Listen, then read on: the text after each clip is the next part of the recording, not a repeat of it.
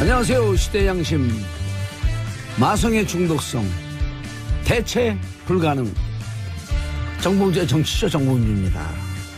자, 지금 이 시간 여러분이 가장 많이 찾아본 실시간 검색어 체크합니다. 미세먼지 오늘도 비상이죠. 자, 그리고 두 번째 경희대 아이돌 면접도 안 보고 박사과정 합격한 아이돌 누구? SBS 단독 보도였습니다. 자, 어제 밤잠 설친 분들 좀 계시죠? 김백준, 김진모 동시구속 좀 일찍 보도가 나왔어요. 한 2시쯤 나왔죠. 예. MB 통리까지 추적하고 있다. 자, 이 중에 정봉주 봉도사가 뽑은 오늘의 실시간 검색어는 경희대 아이돌입니다. 이런 불법 부정한 세상, 비정상을 정상으로 돌리는 세상으로 빨리 갔으면 하는 생각입니다. 정봉주의 정치쇼 1부 순서 들어가겠습니다. 뉴스 브리핑. 미디어오늘 정상근 기자 자리하셨습니다. 네, 안녕하십니까. 미디어오늘 정상근 기자입니다. 예. 하세요. 네. 김백준 전 청와대 총무기획관과 김진모 전 민정비서관이 나란히 구속됐습니다. 예. 네, 16일 권순호 영장전담 부장판사는 김진모 전 비서관에 대해서 그 횡령 혐의에 대한 소명이 있고 또 증거인멸에 염려가 있다. 라면서 구속영장을 발부했고요. 오늘 새벽에는 오민석 영장전담 부장판사가 김백준 전 기획관에 대해서 죄를 범했다고 의심할 만한 상당한 이유가 있고 증거인멸에 염려가 있다면서 영장을 발부했습니다. 권순호 오민석 두 분이 이번엔 또 쾌거를 올렸네요. 네, 뭐 어떻게 보면 당연히 발부를 해야 되는 거긴 한데 이전에 좀 있었던 일이 있으니까. 왜냐하면 지금 특활비는요. 네. 특활비 갖고 영장 발부 안 된 사람이 없어요. 아, 네, 그러네요. 박근혜 정부 때 관계자들도 다 그렇고. 그 특활비는요. 검찰이 진짜 열받는 대목이에요. 아, 그래요? 그럼요. 뻔하잖아요. 그렇죠. 그리고 그 본인들도 특활비를 쓴 경험들이 있거든요. 검찰들. 네. 특활비가 얼마나 귀하고 얼마나 소중한 돈인 줄 알거든요. 그냥 특활비를 썼다는 그 자체에 대해서 이제 화가 난다라는.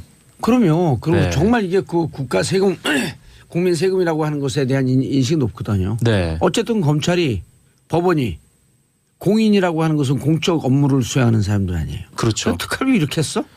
이런 나쁜 XX 그러면서 그냥. 뭔가 그 검찰들하고 좀 국민들하고 눈높이가 맞을 때도 있네요. 그러면 맞춰야죠 이제. 네. 검찰들 중에 마스크 쓰고 안경 쓰고 촛불 들러 나온 사람들 꽤 많았어요. 아, 정말요? 그러면 정치 검찰 일부의 농단이 문제인 거죠. 아, 맞아요. 그거는. 대부분의 검찰도 훌륭한 검찰도 얼마나 많은데 법원도 그렇고. 밤낮 없이 그냥 형사사건 붙들고 조사하는 검찰들도 많으시죠. 정치 검찰 0.01%. 네. 문제점. 근데 그 사람들이 이제 하필 높은 자리에 올라가고 성공을 해서 뭐 그동안 정권 때 문제가 됐었던 거죠. 그분들이 성공하니까. 네. 잘못된 거죠. 그렇습니다. 뭐 어쨌건 이 김백준 전 기획관은 2008년과 2010년 국정원으로부터 2억 원씩 총 4억을 받은 혐의고요. 김진모 전 비서관은 2010년 국정원에서 5천만 원을 받아서 장진수 전 공직윤리지원관실 주무관의 민간인 불법 사찰 폭로 입막음용으로 쓴 혐의를 받고 있습니다. 예. 뭐 자세한 얘기는 2부에서 하기로 했다니까요. 2부에서 하기로 했는데 이상하지 않아요? 뭐가요? 3명이잖아요. 특활비 받은 사람이. 그렇죠. 김백준, 김진모 그리고 김희중. 김백준은 제2민정비서관, 김희중은 제1부속실장. 김희중은 구속영장을 청구 안 했죠. 김희중 그렇죠. 구속영장을 청구 안 했었죠. 검찰이 아예. 우리가 방송에서 얘기할 수 없는 거죠. 그거는. 페이스북 하세요? 페이스북 합니다. 저도 페이스북 시작했거든요. 제 페이스북에 들어가면 이거에 대해서 자세히 써놨어요. 그 봉도사님 계정에서는 뭐 다른 얘기들이 쭉 있던데 페이지로 찾아가서 보아야 되는 거죠? 예, 페이지로 찾아가서 봐야죠. 페이스북 페이지로. 예. 이제까지는 먹고 살려고 광고만 그 쇼핑몰 광고만 했었는데. 아, 그래요? 저 스팸인 줄 알았어요 지금. 이제는 아니요. 이제는 이제 복권돼서 문재인 대통령께서 정치를 하거라 하였으므로. 방송을 계속할지 정치를 할지 결정을 하지 못했지만 어쨌든 페이스북은 그런 말씀하셨다고 들어본 적은 없긴 하지만 어쨌든 그렇군요. 한번 페이스북을 보도록 하겠습니다. 예, 저 하나만 찍었을 땐 이유가 있었겠죠.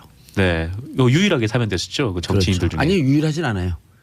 유일무이. 아, 유일무이. 네. 2번으로 넘어갈까요? 그렇죠.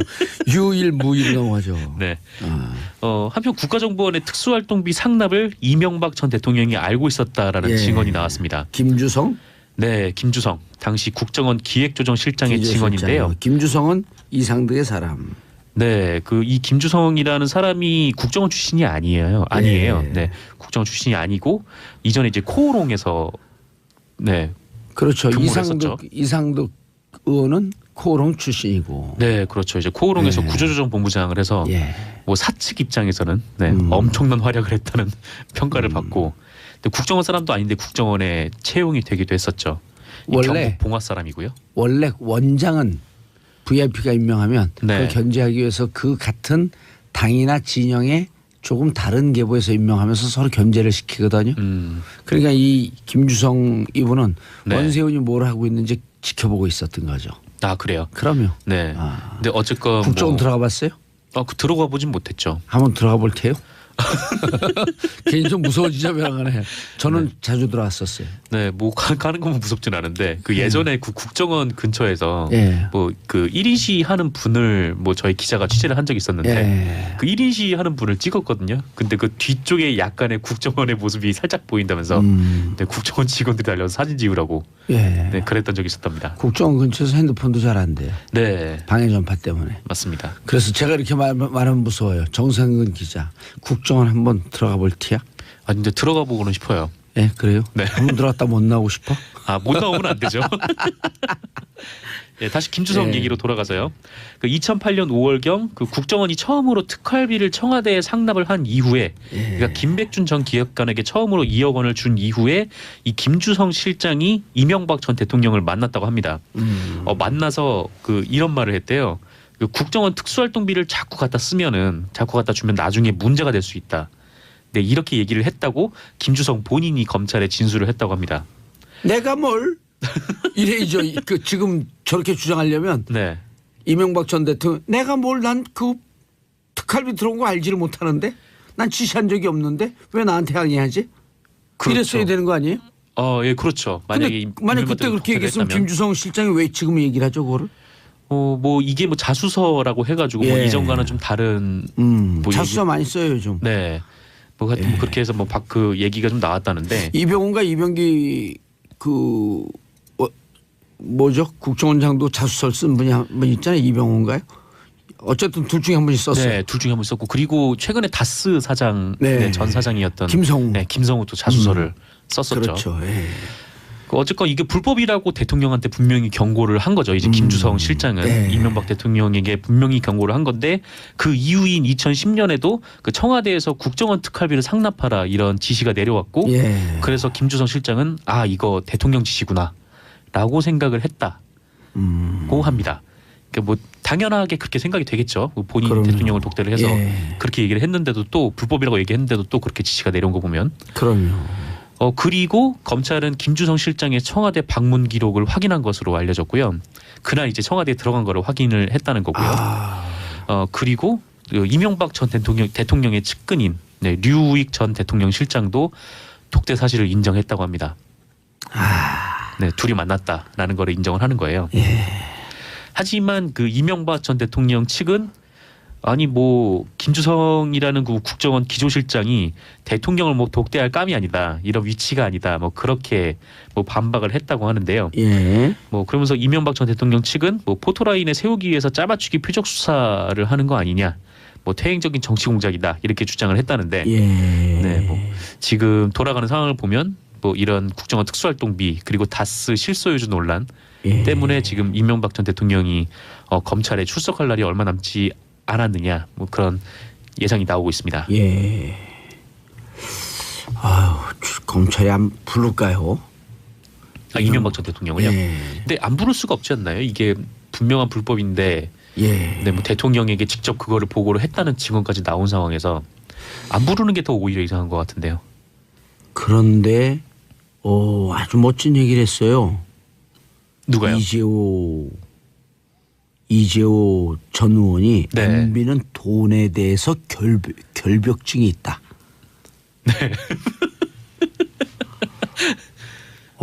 돈에 대해서 결벽증이 예. 있다. 네. 어떻게 보면 그런 것도 결벽증의 일종이라고 볼 수도 있겠네요. 그렇죠. 네. MB 측근 긴급 회동과 관련해서 이렇게 얘기를 했고요. 네, 15일 날 20명 이상이 모였다고 하죠. MB를 자꾸 건드리면 전쟁이다. 네. 전쟁이다. 오, 이건 무슨 뜻이죠? 그런 얘기를 했어요. 근데 뭐 전쟁이다 뭐 그렇게 하면은 뭐 우리도 뭐 엄청난 걸 폭로할 수 있다 뭐 그런 일종의 뭐 협박 같은 걸로 좀 읽혀지긴 하는데 근데 글쎄요 그 양측이 갖고 있는 좀 무기가 많이 다른 것 같다라는 생각이 좀 들고 아니 전쟁을 입으로 합니까? 그냥 폭로하면 되지. 그러게요. 그래서 네. 문제가 있으면 검찰에 고발하면 되지. 네, 지금 왜 언론에 이명박 전 나오고. 대통령이 이렇게 궁지에 몰린 지가 꽤나 오래됐잖아요. 예, 근데 올해 개띠잖아요. 우리 동네 지나면 잘 짓는 개가 있거든요. 그래서 네. 내가 잘 짓는 개한테 가서 물어라 다리 이렇게 들이밀잖아요. 네. 안 물고 도망가요. 아 그렇죠.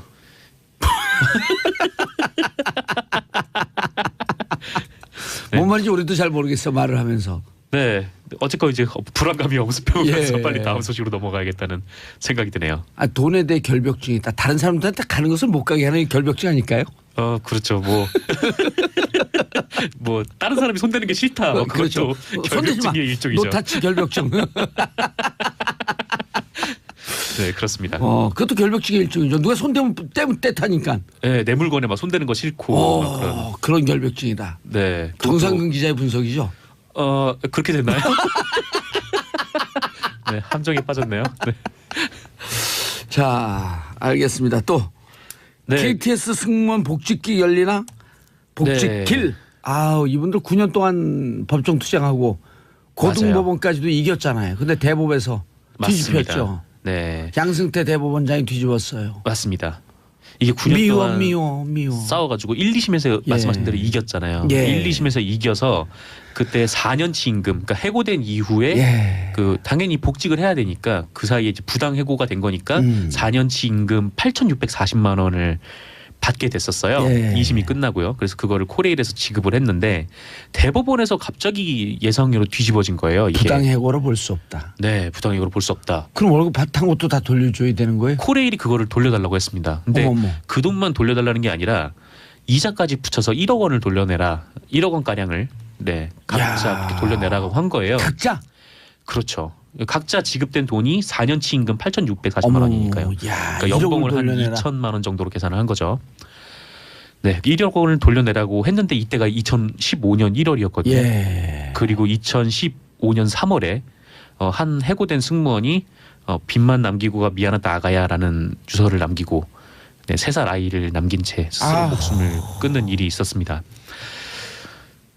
네, 그리고 이제 뭐 정권이 바뀌고 이제 지난해 5월부터 이 법원하고 종교계가 나서서 이렇게 해고되고 오랫동안 지내온 사람들에게 돈을 다시 토해내라고 하는 건 너무 과도하다. 복직을 시키지 못할 망정. 네, 이게 너무 심하다라고 해서 이 법원하고 종교계가 같이 그 중재안을 마련을 하기 시작했대요. 그래서 예. 그 중재안이 16일 나왔는데요. 그러니까 이렇게 받은 임금의 한 일정 부분 아주 소량 정도를 돌려주고 좀 이렇게 뭐 화해하는 방안, 예. 네, 그거를 이제 도출을 했고 여기에 대해서 양측이 이의가 없으면은 네, 이 문제가 이제 해결이 될 수 있을 것 같아요. 예. 복직은 안 시키나요? 네, 그리고 이와 함께 이제 철도공사하고 그 예. 철도 노조가 지금 협의를 계속 이어가고 있다고 합니다. 이 예. KTX 승무원들의 직접 고용에 대한 문제를 협의를 하고 있는데 이 직접 고용 문제를 협의하는 과정에서 그 과거 네, 그 해고된 승무원들에 대해서 네, 좀 복직하는 길도 좀 열릴 수 있지 않을까. 네, 안팎에서 이렇게 좀 기대를 하면서 좀 보고 있습니다. 오용식 전 의원이 지금 임명이 됐나요? 철도공사 사장으로? 철도공사 사장이요. 예, 내정됐다는 기사만 나왔는데 아직 확정이 됐는지 모르겠는데. 네네. 그 3살짜리 애가 지금 이제 6살이 됐을 텐데. 그렇죠. 지금 2018년이니까 이제 6살이 됐겠죠. 네. 그 KTX 여승무원들이 계속적으로 이렇게 파업을 오랫동안 지속하면서 유산을 3번 하신 분도 있으시고. 저는 이렇게 목숨 끊은 소식은 못 들었네요.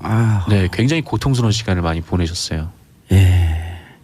그러니까 한 공직자를 그렇게 잘못 뽑아놓으면 블랙리스트를 만들질 않나. 네. 그 무슨 소시오패스들 같아요 보면.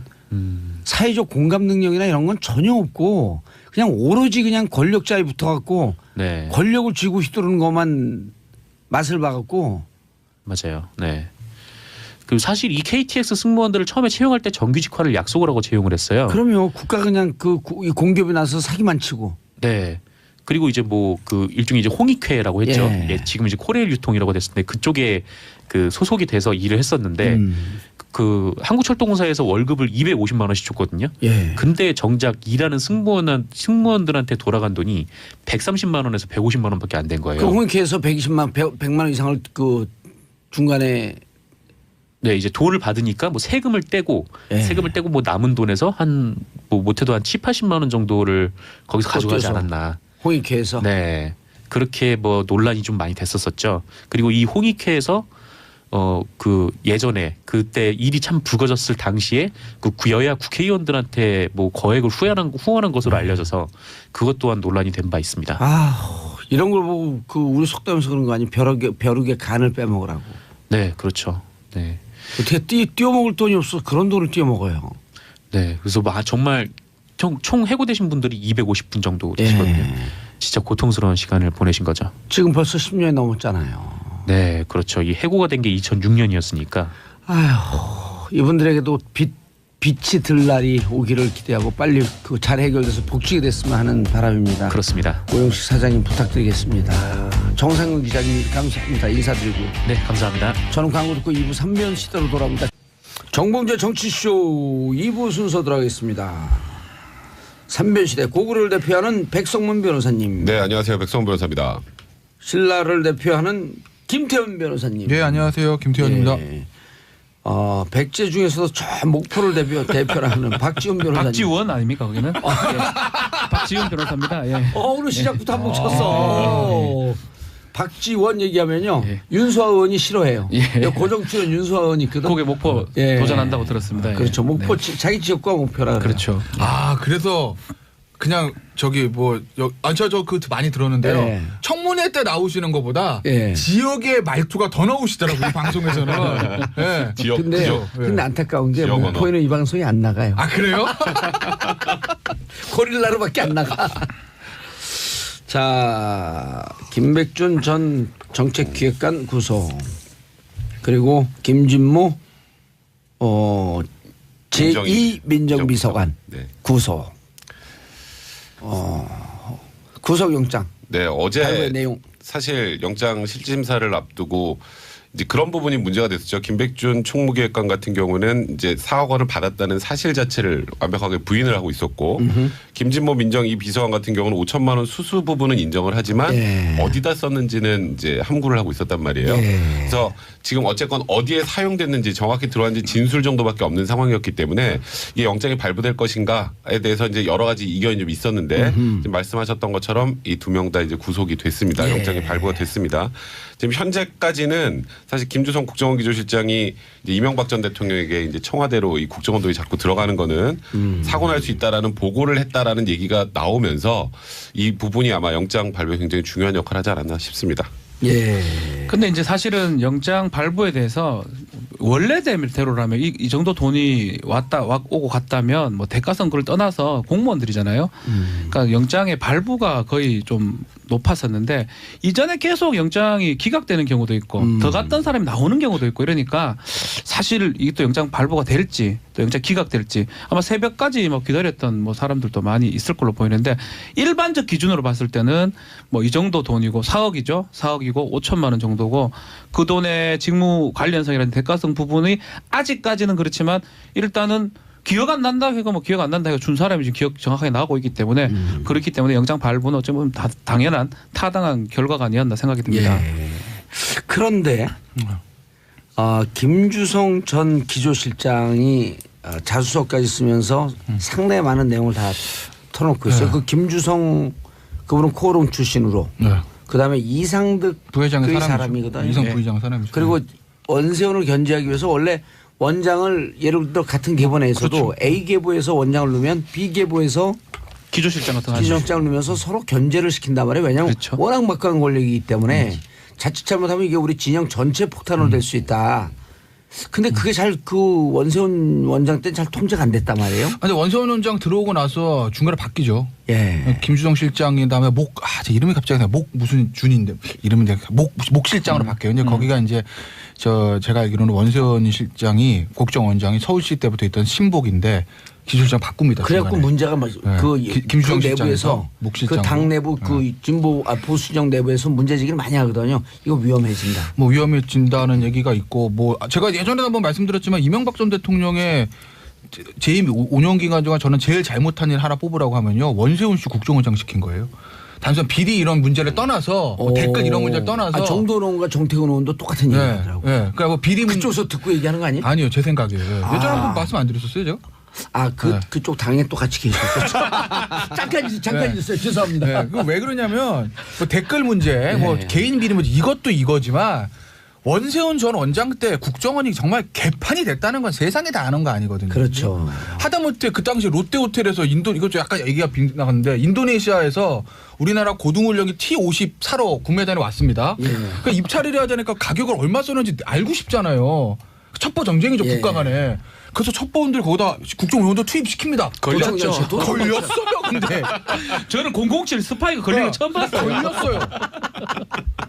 그 인도네시아 무슨 거기도 CIA 요원도 아니고 정부 대표한테 걸린 겁니다. 그러니까 쉽게 얘기하면요. 우리나라가 미국에 무기 사러 갔는데요. 우리나라 관계자들한테 CIA가 걸린 거예요. 영화 아닙니까? 아니 그러니까 쉽게 얘기하면 정말 우리가 인도네시아를 폄하시키는 건 아니지만 그럼요. 우리나라 국가대표가 공 몰고 들어가다가 동네 조기 축구 선수한테 맞아요. 네. 걸린 거예요. 근데 그 이유들 중에서 원세훈 전 이건 다 아는 사실이니까 원세훈 원장이 국정원 딱 원장 된 다음에 그 인사를 완전히 뒤집어 놨다는 거예요. 그러니까 예를 들어서 해외에서 좀 쉽게 얘기하면 블랙 요원으로 일하던 사람들 야 너 내근해. 그리고 내근으로 막 계속 이러는 사람도 너 밖에 나와서 총 들고 다녀. 예를 들면 이런 식의 정말 이 순한 인사 때문에 조직이 개판이 됐다는 게 국정원 측 사람들 얘기 아니겠습니까? 그 얘기는 알고 계세요? 그 국정원에서 서울시에 IO 파견하잖아요. 예? 그 정보용 파견하는데 그 낮은 직급이거든요. 7급인가 이렇게 파견해. 7급인지 6급인지. 근데 원세훈 원장이 서울시 국장 시절에 그 원따로 아니에요. 그분하고 친해지거든요. 그 국정으로 간 다음에 친한 사람이 그 사람밖에 없으니까 그 사람이 핵심이 돼갖고 모든 인사를 거기서 다 했다는 거 아니야. 그러니까 이 문제가 좀 그때 당시 진짜 심각했던 거죠. 좀 전에 김태균 애기가 말씀하셨던 것처럼. 네, 그러니까 벗어났어요. 많이 벗어났어요. 그 인도네시아로 가가지고. 네, 벗어났는데 어쨌든 다시 주제로 돌아가면 자기 혼자 벗어났네. 벗어났네. 주제가 돌아가면 어제 이제 그 크칼비 사건 같은 경우는요. 뭐 증거인멸 도주력 이런 거 하나도 중요한 게 아니라 결국 소명 문제예요. 이거는 아시겠지만 국정원 특활비 문제이기 때문에 판사가 봤을 때 범죄가 소명된다고 하면 무조건 영장에 나오는 거고 소명이 안 된다고 하면 나올 수가 없는 거예요. 그러니까 증거인멸 뭐 도주력 있다 이거는 뭐 얘가 진짜 뭐 고려가 뭐 얄리얄리 얄라성 얄라리 이런 것처럼 그냥 붙는 거 뿌렁뿌렁 붙는 거지 아무것도 중요한 게 아니고 미사여구도 미사일로 들려요. 이제. 소명 여부인데 이게 검찰이요. 이 굉장히 수사 준비를 많이 한 것 같아요. 그럼 왜 제가 그걸 느끼냐면 금요일날 김백준 기획관 집에 압수수색 됐거든요. 압수수색 바로 들어갔죠. 압수수색 되고 나면은 원래 압수물 분석하는데 시간이 걸립니다. 근데 토요일날 낮에 포토라인을 세웠어요. 한 24시간 정도 지난 다음에요. 그리고 나서 되게 이제 조사가 끝나면 재조사란만 하든지 그게 아니면 이 조사 내용 분석하는데 하루 이틀 걸립니다. 8시간 만에 영장을 칩니다. 그리고 나서 이제 영장에 발부가 된 건데 그 영장에 나와 있는 그 사실들 피의 사실들을 보면요. 아주 구체적이진 않아요.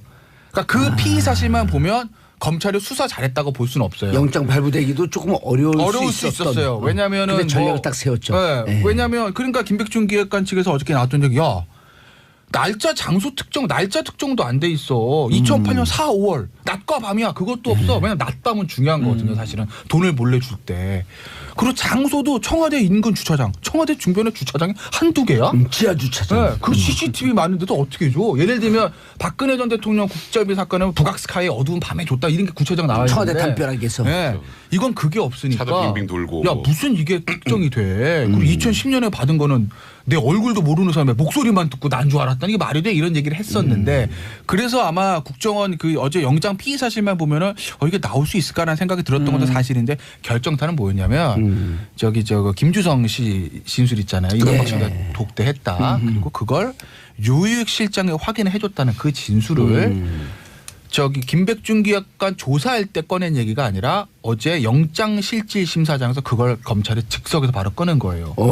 그렇게 되면 피의자와 피의자 측 변호인은 당황할 수밖에 없는 거죠. 대응을 할 수가 없었던 상황이네. 그리고 이제 공교롭게도 그 영장실질 심사가 끝나고 2시간 있다가 이 언론 보도로 딱 단독해서 모 신문에 딱 나옵니다. 인터넷에. 한 4, 5시쯤에. 그러면 이제 난리가 나기 시작을 한 거죠. 그러면서 이명박 전 대통령 측 반응도 나오고 김백준 기획관 측도 아마 그 부분에 대해서 대응을 한 걸로 알고 있어요. 추가 의견서 제출. 그런데 그 진술이 아마 저는 영장을 발부하게 되는데 가만 결정적인 이유였고 향후에 김백준 전 기획관은 결국 이제 기소가 되면 재판하지 않겠습니까? 그리고 이명박 전 대통령도 칼끝이 갈 확률이 높죠. 거기서도 가장 중요한 건 이 부분일 거예요. 이 부분을 김백준 전 기획관 측이나 이명박 전 대통령 깨야 되는 거죠. 그렇지 않으면은 김주성이 자수서를 못 깨겠죠. 못 깨는데 그게 제일 결정탔던 것 같아요. 저는 엄청 중요한 고비를 넘긴 것 같아요. 검찰 입장에서도 혹시나 계속 영장 기각이 되니까 혹시나 또 기각될까 봐 걱정했지 않을까. 그래서 전략적으로 접근한 것 같고요. 아마 변호인이나 김백준 측에서는 전혀 뭐 예상도 못했는 거 계속 주장 그거였거든요. 기억이 안 난다였어요. 안 받았는 것도 아니고 기억 안 난다가 이게 뭐 어떤 전략이냐면 혹시라도 나중에 재판까지 가게 되면 살짝 바꿀 수 있는 기억 안 난다나 안 받아도 법적으로는 똑같은 건데 그런 전략을 택했는데 결국은 저런 어떤 그 허점이 딱 드러나니까 어쩔 수 없었잖아요. 근데 김백준 구속은 정말 중요한 의미가 저는 김관진 이상이라고 저는 생각이 들거든요. 왜냐하면 뭐 다 알다시피 최측근입니다. 몰래 저기 정치 입문 입문할 때부터 자금 관리됐고 특활비도 특활비지만 더 중요한 건 다스하고 연관이 또 돼 있어요. 그렇기 때문에 김백준 전 기획관이 구속됐는 게 아마 MB 입장에서는 가장 아픈 상황, 원세훈만큼 아픈 상황이 아닐까 생각이 들고 원세훈하고 또 원세훈이 더 얘기할 가능성도 있고 김백준이 이제 구속되면 더 나온다면 MB 쪽도 아마 좀 수사선상에 쓸 가능성이 크지 않을까. 근데 저는 이게 이제 그 정말 아까 이제 김태현 변호사 주장이 설득력이 있는 게 검찰이 이번에 특활비를 오랫동안 그 첩보를 입수하고 조사를 많이 했어요. 네. 또 이게 한동훈 3차장 아니에요? 그렇죠. 네. 제일 한동훈 잘하죠. 3차장. 네. 근데 특활비는 이미 박근혜 정부 때 수사를 해서 다 구속을 시켰거든요. 그리고 검찰에서 흘러나온 얘기는 뭐냐면 구조가 똑같아서. 근데 이제 기자들이 그래도 MB를 포토라인에 세우는 거가 부담스러워서 하는 척하면서 안 하는 거 아닌가라고 하는 의혹을 가진 게 김백준 기획관이 핵심 중에 핵심인데 왜 소환을 안 하냐라고 하는 걸 가서 여러 차례 물었어요. 네. 거기에 대해서 대답을 안 하더라고. 검찰의 답변이 별로 안 나와요. 그러니까 그렇죠. 그러면서 내부적으로 수사를 하고 있었던 것 같아. 추정컨대. 그리고 오늘 이제 동아에 단독으로 나왔잖아요. 그렇죠. 그렇죠. 그래서 이제 김희중 제1부속실장. 제1부속실장인데 예. 여기도 지금 특활비를 1억을 받았다는 거 아니에요? 지금 그걸 받아서 상황이 나쁩니다. 김은호 예. 교사 부자 행정관한테 전달을 했다. 근데 그러면 이것도 받았는데 이제 여기는 왜 구속영장을 청구 안 하죠? 그러니까 지금 아마도 김희중 부속실장 같은 경우에는 자백을 어쨌든 했다. 수사에 적극적으로 협조를 아니, 하고 그러니까 있으니까. 난 받았다. 근데 김원수죠. 김원수. 김진모하고 그렇죠. 김백준 기획관은 계속 부인을 했잖아요. 그러니까 아예 그건 돈 받은 사실도 부인, 그리고 돈 받았어도 사용처도 부인. 근데 여기는 김희중 부속실장은 지금 이런 얘기까지 이제 술술 털어놓고 있다면 이현수 기조실장 생각해 보세요. 이현수 기조실장 이현수 김원수. 그때 뭐 구속이 문제가 아니라 기소도 아직 안 하지 않았나요?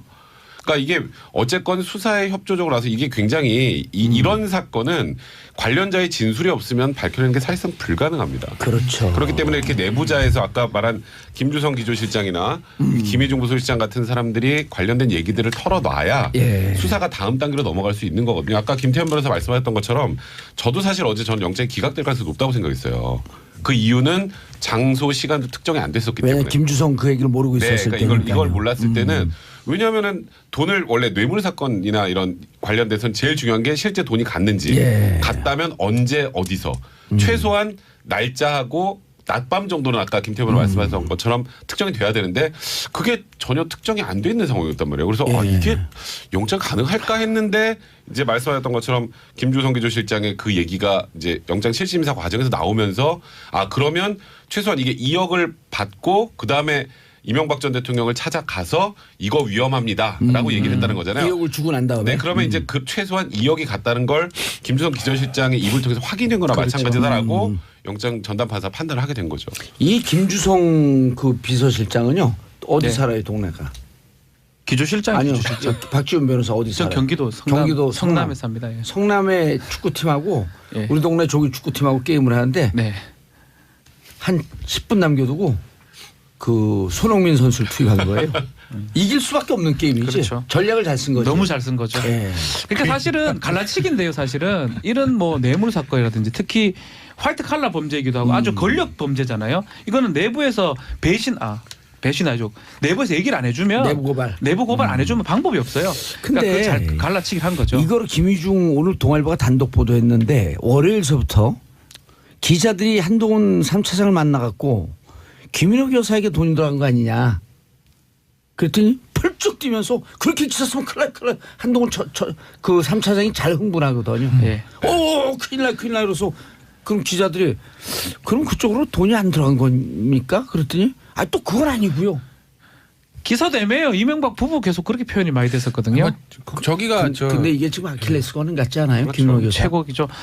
제일 부속실이 어차피 저 김희용 여사 쪽 커버하는 그쪽에. 아니 김희중이 제일 부속실이었거든요. 제일 부속실장이니까.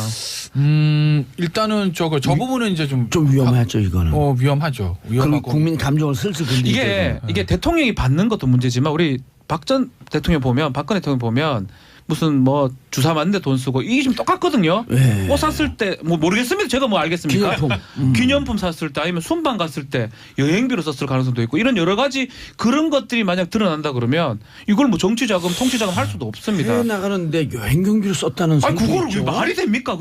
그거 진짜 특활비 다 청와대로 정해져 있거든요. 예. 만약에 글로 갔다 그러면 지금 보도 따르면 이명박 전 대통령 부부가 썼다 이렇게 부부라고 표현이 돼 있어요.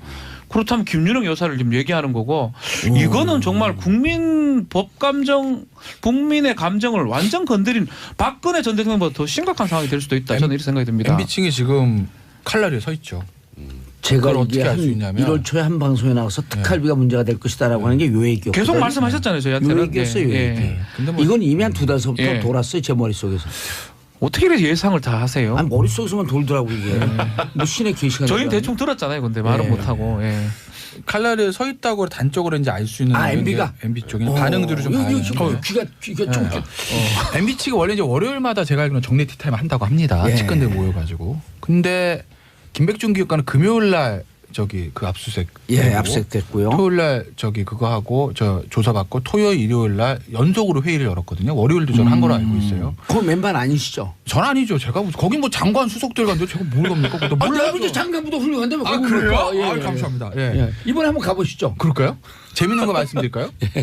일요일 날 예. 제가 알기로는 MB 측에서 회의가 있었어요. 참모진. 뭐 장관 수석들 뭐 우리 이름 하는 사람 다 왔다고 합니다. 20여 명이라고. 한 사람 빠졌어요. 누구 빠졌을게요? 퀴즈. 유익 실장만 그 자리에 없었다는 거예요. 유익 딴 얘기했어요 지금. 유익 실장만 그 자리에 없었다는 거예요. 일요일 날. 예. 그리고 지금 보면 뭐 여러 가지 이제 수석들 장관들 우리 이름 알만한 그 유명인들 다 계셨다는 거 왔었다는 거죠. 그래서 엄청나게 MB 측에서도 그냥 촉각을 곤두세우고 보고 있는 건데 왜 그러냐면 김백준 압수수색들 하면서. 김백준 기획관이라는 사람의 위치 때문에 그러는 거죠. 앞서 물론 저도 여기 언급을 했지만 김백준 기획관이 이명박 전 대통령에 대해서 어디까지 뭘 알고 있는지는 모릅니다. 본인이 얘기를 안 하니까. 근데 이제 세간에는 워낙 예전부터 같이 있었고 뭐 서울시장 때부터 그 이전에 야인일 때부터 항상 같이 있었고 총무기획관이라는 자리가 돈을 관리하는 최측근만 앉히는 자리이기 때문에 예를 들면 제가 대통령 되면 백성보좌 시켜야 되는 자리거든요. 예를 들면 그 정도로. 저를 시켜주세요. 그럴까요? 예. 예. 예를 들면 그런 자리이기 때문에 이명박 전 대통령에 대한 뭐 BBK부터 다스부터 여러 가지에 대한 걸 모든 걸 알고 있지 않을까? 라고 여의도와 서초동에서 보고 있는 사람이죠. 광화문에서도 마찬가지고. 그렇기 때문에 김백준 전 기획관이 뚫렸을 때 과연 이명박 전 대통령 그걸 감당할 수 있겠냐라는 관측들이 있어서 그래서 이명박 전 대통령 측에서 굉장히 지금 뭐 이 나를 곤두세우고 보고 있는 거예요. 예. 논평도 계속 나오잖아요. 그 반박자. 예전부터 다쓸 때는 뭐 안 나왔거든요. 그냥 뭐 사기업 주인을 왜 검찰 수사해? 이 정도인데 계속 지금 반박에 나오잖아요. 어제 김주성 실장에 대한 것도 언론 보도되자마자 1시간인가 2시간 만에 보도되가 나왔다는 거예요. 그런데 어제 이제 김효재 수석이 전 수석이 아침에 라디오에서 굉장히 재밌는 얘기를 합니다. 원론적인 얘기일 수도 있는데 우리는 독합이 이런 거 우리 한 적도 없어. 구조가 안 돼. 혹시 개인의 일탈이라면 모르겠으나 이건 아니야라고 얘기합니다. 항상 돈 문제가 있었을 때 위에서 하는 얘기는 개인의 일탈 얘기를 해요. 예. 뭐 원론적인 얘기일 수도 있는데 그 숨은 괄호를 보면 여차하면 우리는 꼬리를 꼬리 자를 자르고 수도 있어. 몸통 보호한다. 할 수도 있지만 문제는 김백준 전 기획관이라는 사람이 예. 그 위치와 역할이 과연 자른다고 잘라지는 꼴이겠느냐. 그러니까요. 그 김주성의 증언. 이 부분이거든요. 네. 예, 그래서 아마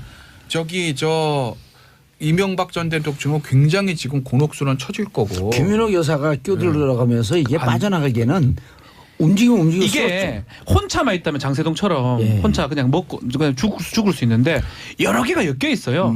여자들도 지금 엮여 있고요. 그런 상황이기 때문에 여자들이라고 하는 것은 여사라든지 또 다른 여자들도 있겠죠. 엮여져 네. 있는데 그 상황에서 김백준이 끝까지 내가 했다 하기도 어려울 뿐더러 여러 가지 증거를 내밀면서 얘기하면 아니, 결국 무너질 가능성이 높습니다. 김백준 기획관은 또 문제가 뭐냐 하면 요걸 해서 특활비를 끝나면 되는데 140억 돌려받는 과정에 주도적인 역할을 했다고 다스도 하는 걸려있잖아요, 증언이 지금. 나오잖아요. 그게. 그러니까 김백준은 나이도 많아요. 상당히 많은데 우리 김백준 기획관이 다 이렇게 털고 그냥 MB께서 시켰습니다 하고 그쪽으로 얼른 넘겨주고 나오셨으면 좋겠어요. 그러면 설 전에 다 끝나죠 이게. 예.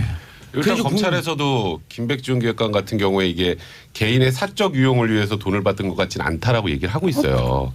아니면 40년 동안 한 몸이었으니까. 뭐 사적 유혹할 일이 뭐 이게 있노? 김백준 기획관이 뭐 본인의 사리 사욕을 취하기 위해서 이 돈을 받은 것 같지는 않다. 그 의미는 결국 위에 지시나 이런 것들이 있었기 때문이다라고 일단 검찰이 보고 있는 거고 그러다 보니까 지금 사실 오늘도 이제 MB 측에서도 오늘 아마 또 대응 자료를 낼 것 같아요. 전쟁이다 그랬는데 전쟁이다. 네, 전쟁이라고 했는데 무슨 전쟁을 하려는지는 잘 모르겠습니다만 전쟁 같은 사랑 아닐까요? 근데 이게 문제는 김주성 기조실장이 이명박 전 대통령에게 그렇게 경고 비슷하게 했다라는 거 이게 사실로 확인이 되면 이건 뭐 지금 일단 뭐 류익 실장이 또 확인해줬다고 하니까 예. 그럼 이거는 이명박 전 대통령이 아예 이 안으로 들어오는 거예요. 이제는 어쩔 수가 없어요.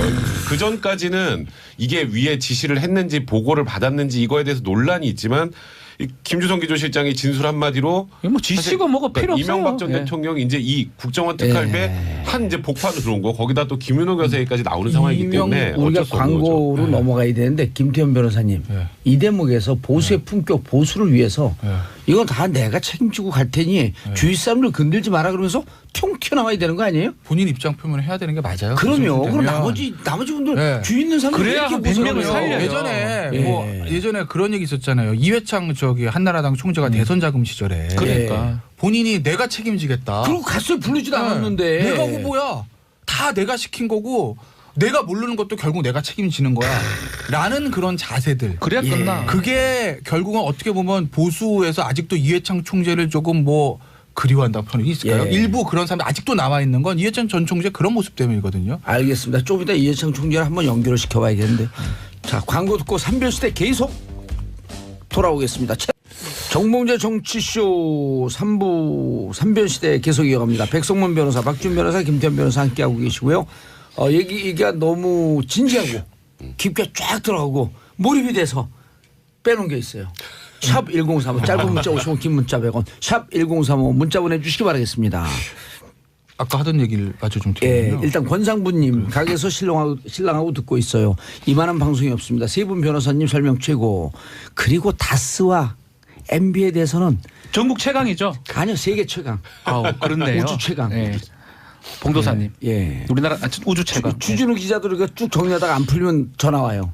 이걸 어떻게 풀어야 되냐. 그럼 또 우리 이게 또 무한한 상상력이 있잖아요. 상상이 대충 다 맞아요. 놀랍게도. 이상하게 아무 정보도 없는 상상력이었는데. 정보가 없을까요? 예. 자, 이태님 MB 이야기. 요새 영화보다 더 재밌네요. 그래서 영화가 안 팔려요. 1987 더 많이 봐야 되는데. 신택중님 내물 기억 안 난다는 게 말이 되나요? 너무 자주 만나서 기억 안 난다는 건가요? 평생 한 번 있기도 힘든 일인데 기억이 안 난다는 말도 안 되는 소리를. 자, 아까 하시던 말씀. 그러니까 이제 MB 측에 또 하나 이제 MB 제가 이제 MB 입장에 대해서 한번 빙의를 생각을 해볼게요. 경제가 빙의를 성대모사 해야죠. 다스가 중요하다. 이거 이렇게 하는 거야? 잘한다. 잘 됐어. 잘한다. 다시 한번 해봐요. 다스가 중요하다. 이렇게 생각합니다. 자동차 시트가 중요하다. 특갈비가 중요하다. 김백준 기획관이 중요하다. 이렇게 하는 거예요? 비싸죠. 잘하네요. 내 MB 내가 할게 앞으로. 또 한번 해봐. 길지가 말이 없다 막 이런 생각을 갖고 있습니다. 다스는 이제 걸렸다 막 끝났다 이런 생각을 갖고 있습니다. 그 MB 젊은 시절인데. 아 그렇죠. 저는 좀 젊을 때 성대모사를 해. 그 예전에 MB가 이거 재미를 이거 한 적 있었잖아요. 여러분 그냥 거짓말이고 아시죠 이거. 나 그런 삶을 살지 않았습니다. 거짓말이고 아시죠. 이게 거짓말로 판명되면 이제 MB는 가는 거잖아요. 네? 제가 이럴 때가 아닌데 지금. 이게 진지 좀 해. 진지해야 되는데. 자 이제 MB층의 가장 큰 문제가 뭐냐면 예. 제가 MB라고 빈또 생각을 하면 측근들이 흔들린다는 거죠. 자 보세요. 전두환 전 대통령 그 수많은 엄청난 정말 해방 이후 광복 이후 최고의 잘못을 죄를 저지르면서 불구하고 지금까지 버틴 이유가 뭐죠? 측근들이 버티기 때문이에요.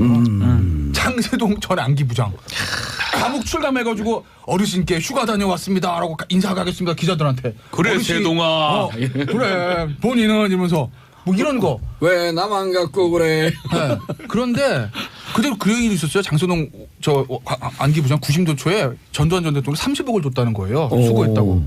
그래서 그걸 가지고 난 이건 우리 어르신을 위해서 써야 된다고 나중에 한 푼도 안 쓰고 가지고 썼다는 거예요. 야, 이거 참 출마한다 그랬어요. 그래서 네, 대통령 그렇죠. 뭐 출마한다고. 어쨌든 예. 그런데 보세요. 이명박 전 대통령 입장에서 볼게요. 김주정 실장 본인의 형인 이상득 부의장의 사람이란 건 세상이 다 서초동 여의도 광화문 다 아는 사실입니다. 돌아선 겁니다. 이명박 전 대통령 기준에서 봤을 때 아하. 탑으로잖아요. 국민들 입장에서 국민들 품으로 돌아온 거고. 아, 그래서 아까 이명박 전 대통령 입장에서 얘기하는 거예요. 결정타죠. 예. 결정타. 돌아섰죠. 유익 실장 확실히 예. 모르겠어요. 어허, 모임에 안 세모인데 나왔어? 근데 그 모임에 안 나오고 검찰 가서 내가 저기 뭐 그 독재 주선했는데 예. 그렇게 얘기를 했다는 거예요. 오. 그렇죠. 세모입니다. 아직 잘 모르겠어요. 원세훈 원장 볼까요? 어제 이제 영장실심에서 무슨 얘기가 나왔냐면 검찰에서 무슨 얘기를 했냐면 원세훈 전 원장 측에 대한 진술의 신빙성의 문제도 김백준 기획관이 많이 얘기했어요. 왜냐하면 김백준 전 기획관하고 원세훈 전 원장 원수예요. 원수. 아 원수요? 서울시장 때부터 사이가 안 좋았어요. 그리고 각자 청와대 국정원장 했을 때 소위 말해서 원세훈 전 원장이 김백준 기획관을 쳐내려고 작업도 한 적들도 있어요. 그래서 김백준 기획관이 얘기를 야 나랑 둘이 세상 사이 안 좋고 다 알아. 근데 내가 원수원한테 전화해가지고 돈 좀 보내. 그 원수원이 내 말 듣고 돈 준다고? 그게 말이 돼? 그건 말도 안 되는 얘기를 한 거예요. 예. 근데 이제 원수원 전 원장이 줬다고 진술했다고 검찰이 얘기를 하는데 검찰은 무슨 얘기를 했냐면 그 원수원 전 원장 그 20억 뭐 스탠포드. 미국으로 간 돈 있잖아요. 그걸 가지고 검찰이 원수원 전 원장을 네가 썼지? 네 돈이지? 사적으로 썼지? 이렇게 했더니 원수원 원장이 개인 횡령이지. 생각하다가 그게 아니고 뭐 청와대에서 시계 돈 없다고 그래가지고 제가 그냥 공금으로 줬는데요? 이렇게 얘기를 한 거라고요. 그러니까 이제 김백준 전 기획관 아 충분히 그만 내고. 예, 진술의 신빙성 얘기를 한 거예요. 그게 야 말해도 지살라고 그런 거 아니 이렇게 얘기를 예. 한 거죠. 근데 법원에 안 받아들인 건데 어쨌든 제가 이 얘기를 하는 이유는 원수원 전 원장도 그 진실일 수도 있으나 어쨌든 이명박 전 대통령 입장에서 보면 살려고 빠져나가고 이제 있다. 불리한 진술이 나오는 거거든요. 이명박 전 대통령 입장에서. 그러니까 측근들이 흔들리기 시작하는 거죠. 아니 원세훈 원장 입장에서는요 200만 불을 빼돌렸는데 개인 횡령이거나 어쨌든 국고 손실 제가 되죠. 활동비 아니에요. 그게 수사비라 그랬지 공작비. 그렇죠. 국고 손실이죠. 그렇죠. 재산 국외 도피죠. 아, 그러니까 이러면 근데 그게 대명천지 밝은 햇빛 보면서 못 나와요 그게 이제. 진실일 수도 있고 본인이 살려고 한 걸 수도 있고 그건 알 수가 없으나 이명박 전 대통령 입장에서 어쨌든 흔들리다고 보는 거고 김희중 실장 넘어갔죠. 영장도 안 쳤어요 지금. 그렇지. 예? 근데 이 상황에서 이 김백준 전 기획관이 뭘 알고 있는지 저도 모르겠으나 많이 이명박 전 알고 대통령한테 있을 겁니다. 많이. 이명박 전 대통령한테 불리한 거 만약에 얘기한다. 예. 80인데 78인가 78. 그렇죠? 그러니까 한국 나라 80인데 80인데. 한다. 아니, 근데 그러면 이거는 이명박 전 대통령 지금- 입장에서는 어떻게 될지 뭐 아무도 모르는 거죠. 사실 지금 최악인 상황에서 김백준 총무기획관이 이제 알고 있는 것들 뭐 아까 김태현 변호사 말씀하셨던 것처럼 얼마나 많이 알고 있는지까지는 정확하게 알 수 없지만 40년직이잖아요. 이명박 전 대통령하고 또 이명박 전 대통령에 대해서 가장 많이 알 거라고 모두 다 추측을 하고 있는 분이기 때문에 그리고 그 잘 아시겠지만 이명박 전 대통령 다스가 네. 김경준으로부터 돈을 그렇죠. 돌려달라고 돌려받는 과정에서 미국에다가 이 민사 재판을 걸어요. 네, 그렇죠. 그 법률 대리인이 김백준이에요. 그러니까 이제 뭐 또 수임료 관련된 소송 수임. 의견 네. 나누는 거에서 또 이제 이름이 나오기도 했었고요. 예. 그러니까 이제 이게 다스 문제부터 이 국정원 특활비 문제부터 사실 이게 국민들의 생각에서는 그 뭐 예를 들어서 박근혜 전 대통령 같은 경우에도 계속 했던 논리가 나는 돈 한 푼 받은 적이 없어요. 이거는 나는 통치행위고 이건 정치적 탄압이에요. 이게 됐었던 건 돈하고 관련이 그래도 좀 적어서 그래요. 자기 주머니 안 들어가. 근데 맞아요. 특활비 나오면서 끝났잖아요. 무너졌죠. 그러니까 근데 이명박 전 대통령 같은 경우는 지금 이것도 특활비 똑같죠. 예. 거기다가 다스 문제까지 이제 연결이 돼버리면 이거는 이제 보수층에서도 소위 쉴드를 칠 수가 없어요. 이제 이명박 전 대통령을.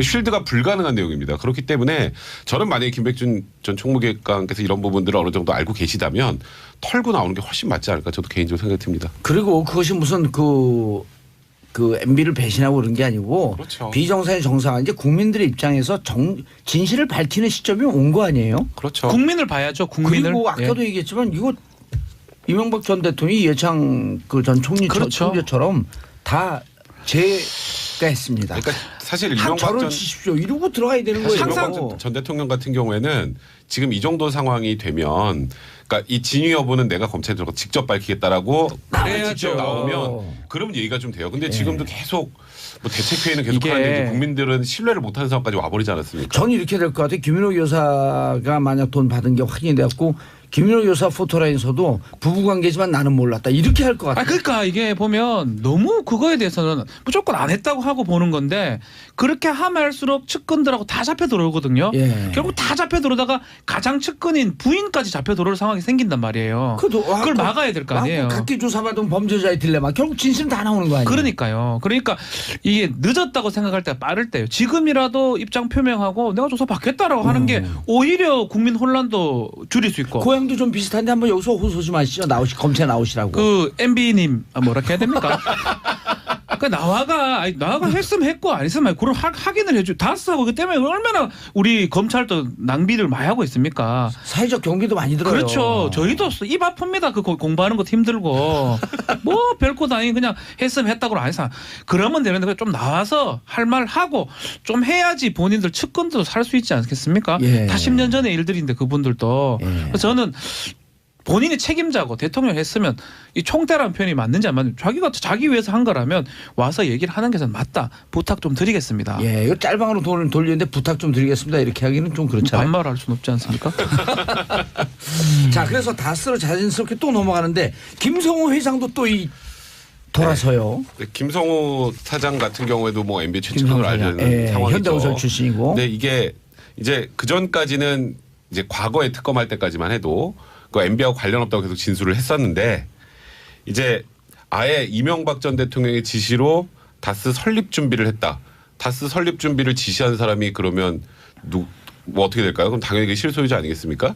그러다 보니까 이제 다스도 사실상 이명박 전 대통령의 소유 회사라는 게 점점점 밝혀져 오는 상황이고 그 과거에 120억 그 여직원의 개인 횡령으로 받던 것도 결국 김성호 사장도 관여가 돼 있다는 게 어느 정도 정리가 된 거고 그 상황에서 김성호 사장도 이걸 혼자 다 뒤집어 쓸 수가 없는 상황이 된 거예요. 그러면 이제 우리가 지난 시간 얘기했잖아요. 그렇죠. 이거를. 결국 어쩔 수가 없어요. 이게 아니 이 120억 횡령에다 그 외에 또 좀 다른 비자금들도 지금 얘기가 나오는 상황인데. 그게 2008년이면 아직 이제 공소시효도 살아있어요. 그렇죠. 그러니까 이제 김성호 사장 입장에서도 이거는 더 이상 버티기에는 한계가 왔다. 이거는 진짜 주인이 누군지 알려야겠다라고 한 거죠. 그러니까 이 자수를 낼 수밖에 없는 상황이 되거든요. 그러니까 이게 이제 이명박 전 대통령이 피해갈 수 있는 일이 점점 줄어들고 있어요. 그러니까 단순히 나는 관련 없다. 나는 안 했다.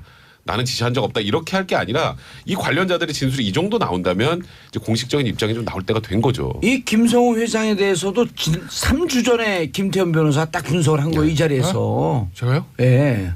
125 횡령에 걸리는 순간. 그렇죠. 횡령에 걸리는 순간 이거 본인이 빠져나가기가 이제는 힘들다. 그게 그 얘기 그 무슨 얘기 그걸 이제 보수 진영 정치 예. 세력에서도 이제 소리 말해 술리치기 어렵다 말씀드린 거잖아요. 그러니까 이게 어쨌든 일반 형사 사건이 아니라 정치인들 관련된 전직 대통령 관련된 형사 사건들은 내 뒤를 나를 백업해 줄 수 있는 정치 세력과 여론과 지지자들 얼마나 많냐 사실 굉장히 중요한 부분이거든요. 그러니까 단순히 이 재판 형량 문제도 있지만 이 나중에 재기의 문제도 있고. 근데 이제 얼마 전에 김성태 원내대표가 그런 얘기를 해요. 다스나 뭐 이런 거에 관련된 거는 이명박 전 대통령 개인의 문제다라는 얘기를 합니다. 딱 선을 긋죠. 김성태 의원 친이계 출신입니다. 그래요? 18대 때 등원한 사람이잖아요. 18, 19, 33. 맞아요. 친이계 출신. 근데 그 모임에도 안 가죠. 대책회의에. 측근 거기는 아니에요. 이제 장관 수석들 하는 측근 아니고 그냥 배지들 오는 데는 아니고 정치인이 계시네. 그 삼성동 그 회의는 장관이랑 수석들 하는 자리니까 배지들 가는 데는 아닌 거고. 그러니까 저 김성태 원내대표 입장에서도 보면 친이계 출신이긴 하지만 자유한국당에 살기 위해서 그렇지. 댓글 문제라면 모를까. 다스 문제는 개인의 어떤 돈에 관련된 개인 비리의 성격이 있기 때문에 그걸 쉴드 친다고 하는 거는 굉장한 부담인 거죠. 그러니까 자유한국당도 그 부분이 나오면 선을 그을 수밖에 없어요. 그러니까 다스가 연결이 되면 이명박 전 대통령과 우군이 없어질 수도 있는 거죠. 그래서 제가 차라리 이명박 전 대통령은 댓글 문제로 포트를 쓰는 게 낫다라고 제가 말씀드린 거예요. 맞아요. 예. 맞아요. 예.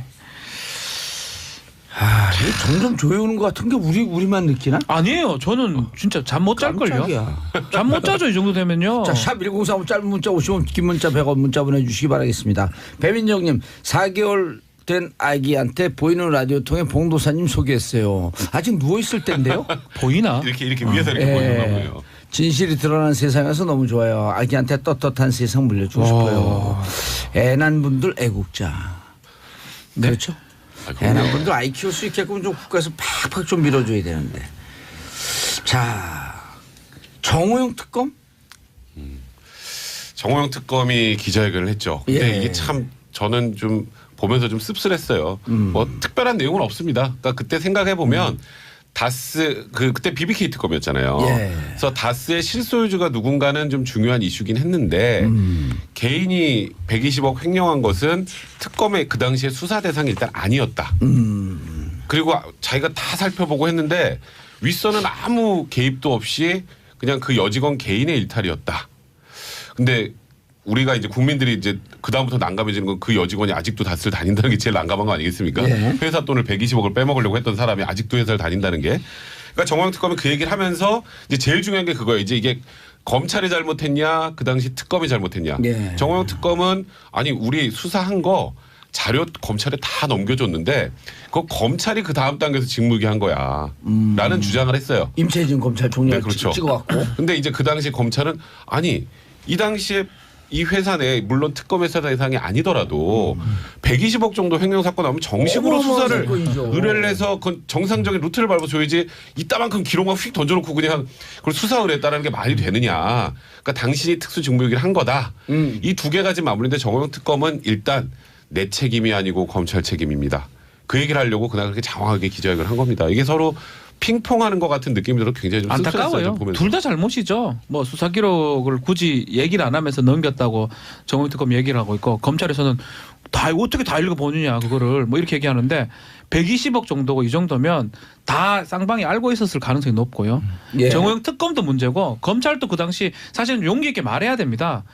권력이 무서워서 조사 못했다라고 얘기 당선인 신분 이렇게 얘기하는 게 맞지. 지금 와서 또 정호영 특검한테 책임을 전가하는 모양새는 국민들이 둘 다 저는 좀 신뢰하지 않는 상황이 아닌가 생각이 들어요. 근데 제가 지난 시간 얘기하면서도 며칠 전에 얘기하면서 그때 우리가 국회에서 막 공중부양하고 그런 게 이게 정호영 특검, 이명박 특검 이거 그 관철시키려고 했는 건데 그럼 국회에서 특검법이 발의가 돼갖고 통과된 거거든요. 그렇죠. 그럼 국회에 보고해야 되는데 국회 그렇죠. 보고서에도 빼먹잖아요. 120억이 빠졌다는 거 그러니까 아니에요? 이제 그런 게 빠진 게 할 말이 없는 건데 네. 정호영 특검은 그냥 계속 초지일관 그거는 특검의 수사 대상이 아니었습니다. 그 얘기만 계속 하잖아요. 그리고 특수 내가 직무- 오히려 예. 그런 거예요. 그 전에 검찰도 수사를 했었는데 못 밝혀냈고 근데 내가 특검을 하면서 그래도 120억 횡령했다는 것을 그래도 자금 흐름 추적을 통해서 밝혀내서 오히려 특검이 잘했다는 취지 얘기를 하고 있는 거예요. 근데 지금 말씀하셨던 것처럼 그럼 그렇게 잘한 것들을 왜 국회에 보고도 안 하고 그리고 왜 관련해서 또 검찰의 수사를 정식으로 이첩하지도 않고 그러다 보니까 이제 국민들이 의심을 하게 되는 거는 이게 결국은 120억 횡령이라는 게 일개 여직원이 혼자 횡령을 해서 끝날 수 있는 문제가 아니기 때문에 결국 그걸 조사하다 보면 그 당시 당선인 신분이었던 이명박 전 대통령에게 타격이 갈 수도 있다는 것 때문에 고의로 누락한 게 아니냐라는 의혹의 눈초리를 보낼 수밖에 없는 거예요. 그건 특검과 검찰 양쪽 다입니다. 아니 언론에 자기가 알리지 않고 검찰에 알리지 않은 것보다도 이게 보니까 특검법 보게 되면 특별검사 특검이 끝나면 관련 사건에 대한 수사 결과를 10일 이내에 대통령과 국회 서면을 보고해야 한다. 최소 국회에 보고를 했었어야 되죠. 특검법 위반이네요 그러면. 그게 특검 위반이라는 거예요. 근데 본인은 수사 대상이 아니라고 계속 얘기를 하고 있는 상황이고요. 그렇지만 지금 이거 봤을 때는 수사 과정에서 새롭게 포함된 사실도 수사 대상이 예. 될 수 있거든요. 특검법 위반이 아니. 애매하죠. 직접적 수사 대상은 아닌데 네.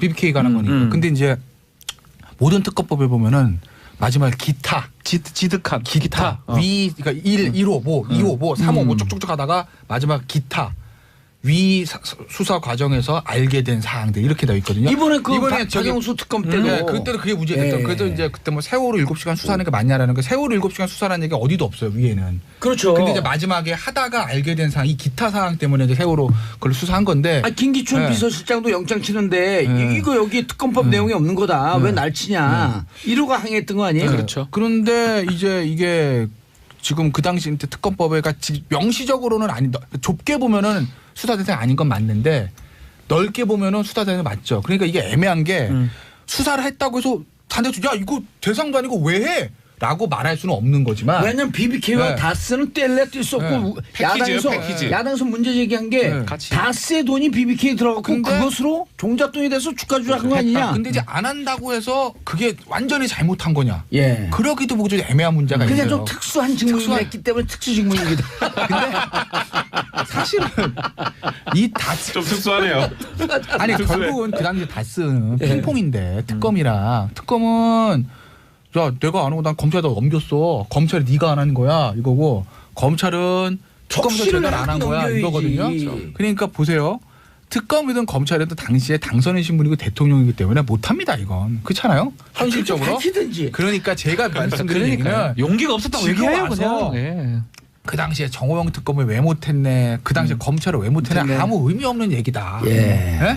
아니 만약에 까놓고해서 정호영 특검을 그 당시에 특수직무유기로 이거 처벌하면 지금 뭐 합니까? 그러니까 이건 곁가지고 예. 중요한 건 다스가 중요하다. 이게 진짜 중요한 거라는 예. 거죠. 50보 100보죠. 그러니까 이명박 전 대통령이 다스 소유주냐 횡령에 관여된 이게 중요한 거지. 예. 그게 보려고 그게 중요한 거지.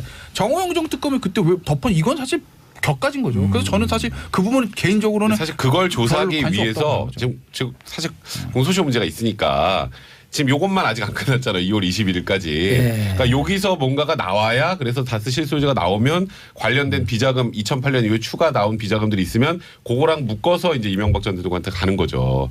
수사 과정이. 그러니까 어찌 보면 약간의 편법이에요. 이번 수사 과정. 근데- 나쁘다는 의미가 아니라 이렇게 조사를 하지 않으면 다스 실소유주 그러니까 쉽게 말해서 개인 회사 누구 겁니까를 검찰이 조사할 이유는 없는 거거든요. 그러니까 이게 그렇죠. 뭔가 이렇게 문제가 나와야 이 문제를 기초로 조사를 하고 여기서 격가지로 더 나가서 이 다스 실소유주가 MB라면 그 외에 비자금 그럼 결국 MB가 지시했겠네. 그리고 김성호 사장의 아까 자소 같은 것도 다 참고가 되겠죠. 그러니까 이게 칼끝이 사실 정호영 특검이 이게 특수직무유기를 했네 안 했네는 이거는 예. 법리적으로 진짜 아까 말씀하신 특수하게 애매해요. 이거는. 특수하게 애매하네. 특수하게 아니, 근데- 애매해. 특수하게. 그래서 정호영 특검을 처벌하자 이거는 사실 크게 여기 지금 이슈는 아닌데 예. 과연 근데 이제 그 당시에 이 120억의 실체를 알고서 덮은 이유를 정확하게 확인을 해야 그 다음 단계로 넘어갈 수 있기 때문인 거죠.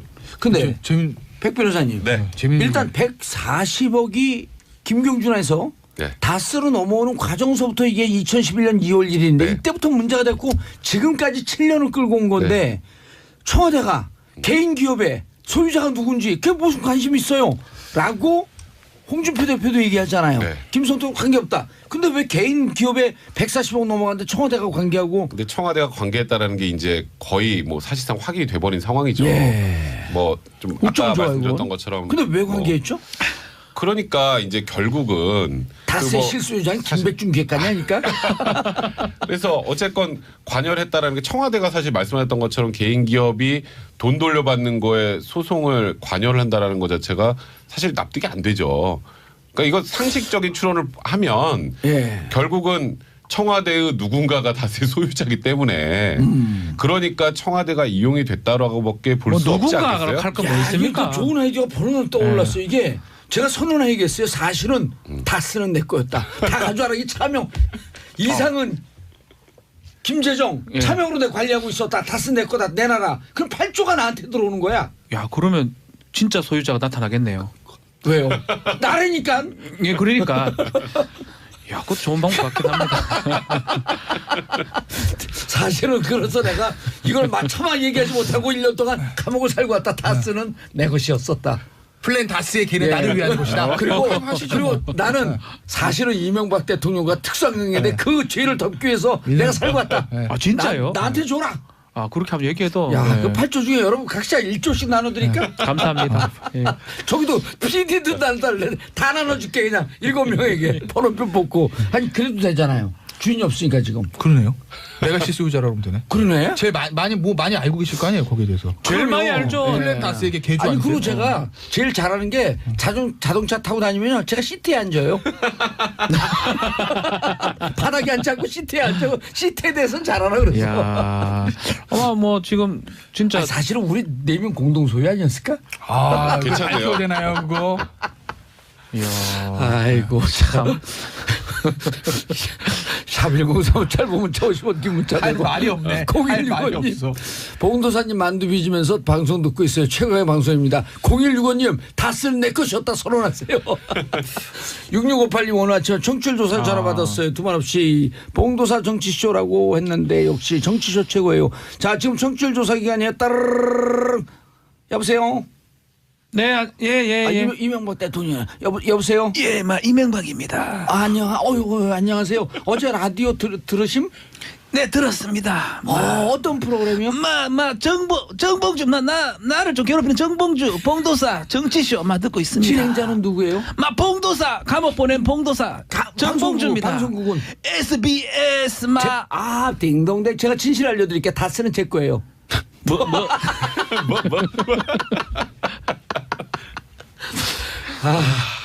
힘들다 힘들어. 진짜 주인 나타나 좀 카지 이게 뭐 하는 짓입니까 우리가? 뭐 전 국민이 뭐 하는 짓입니까 이게? 자 홍문종 드디어 우리가 예견했던 홍문종 또 나왔어요. 잘 맞추죠. 예, 우리가 다 맞췄어 보면. 좋은 거예요. 예지력이 좀 있어요. 여기서 한 건 다 나오잖아요. 그러니까 미방위원장. 우리 분명 아무것도 모르고 상상을 하는데. 미방위원장. 그러니까 제가 그때 아마 그런 말씀 드렸을 거예요. 이우현 의원이 구속됐을 때 여기서 끝일까? 그렇죠.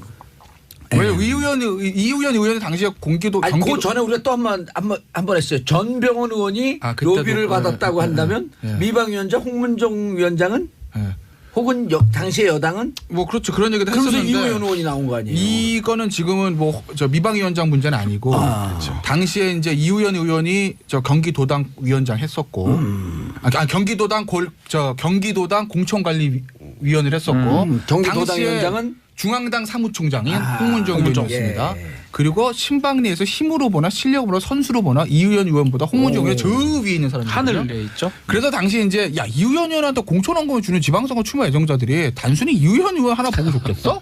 이우현 의원은 뭐 이렇게 대단한 사람이라고? 라는 얘기를 제가 아마 말씀드렸을 거예요. 그래서 아마 이거는 그렇죠. 예. 사건이 커질 수도 있다라고 말씀드렸는데 예. 아직까지 의혹이지만 일단은 검찰은 홍문종 의원의 그 문제를 혐의를 잡고 지금 수사를 하나 하는 것 같고 있고요. 예. 또 하나 언론 보도를 보시면 2012년 얘기가 지금 보도한 언론 보도도 있어요. 오호. 돈 세탁. 예, 당시에 뭐 본인이 가지고 있는 경미관 학원을 통해서 정치장을 받아서 돈 세탁을 했다라는 얘기들. 예. 그래도 아직 혐의가 이제 2개로 언론 보도는 종합된 건 아직 혐의니까 알 수는 없지만 그렇죠. 그 2개의 혐의는 완전히 달라요. 그러니까 2014년에 만약 공천원금에 홍문종 의원이 관여돼 있다면 예. 그건 홍문종 의원의 개인 비리로 끝날 수 있는 문제예요. 근데 2012년의 문제 제가 왜 다르다 하냐면 2010년 대선입니다. 예. 그 불법 정치자금을 만약에 학원을 통해서 돈 세탁을 해서 정치자금을 썼다면 대선 자금 문제예요.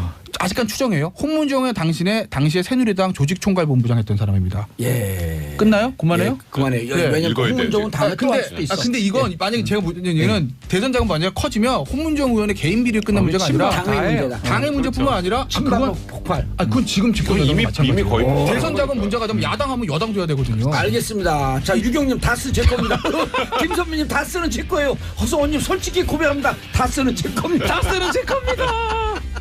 자, 저 세 분 인사하시고요. 네, 감사합니다. 광고 듣고 저희는 4부. 어제도 봉주 오늘도 봉주 103.5 채널 고정이야 마성의 중독성 전지도 그쇼 언젠간 모두 듣게 될 거야 봉주르 파티 봉도사 정봉주와 함께하는 SBS 정봉주의 정치 쇼쇼쇼.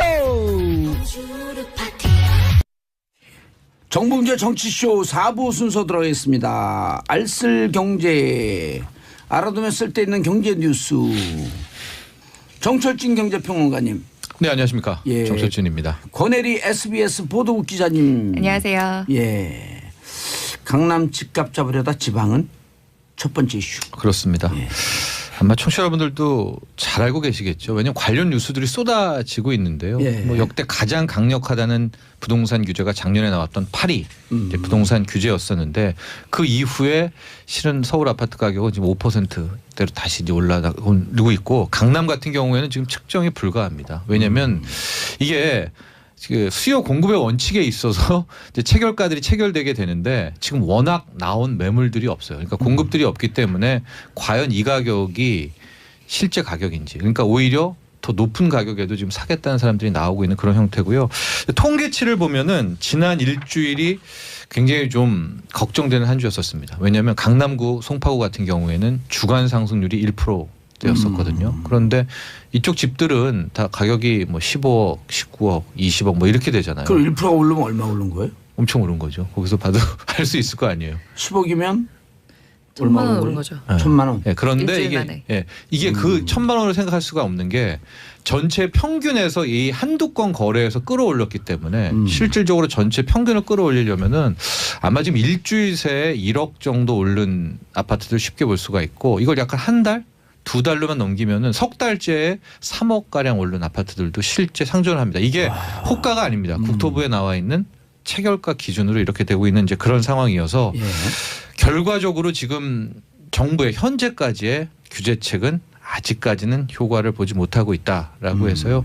오늘 먼저 난 뭐 속보 하나를 말씀드리고 그다음 얘기를 펴가면은 경향신문이 단독 보도를 하나 냈는데 당초에 이제 정부가 보유세 인상 관련한 구체안을 선거 끝나고 여름에 내놓겠다라고 하지 않았습니까? 근데 3월에 내놓을 수도 있다.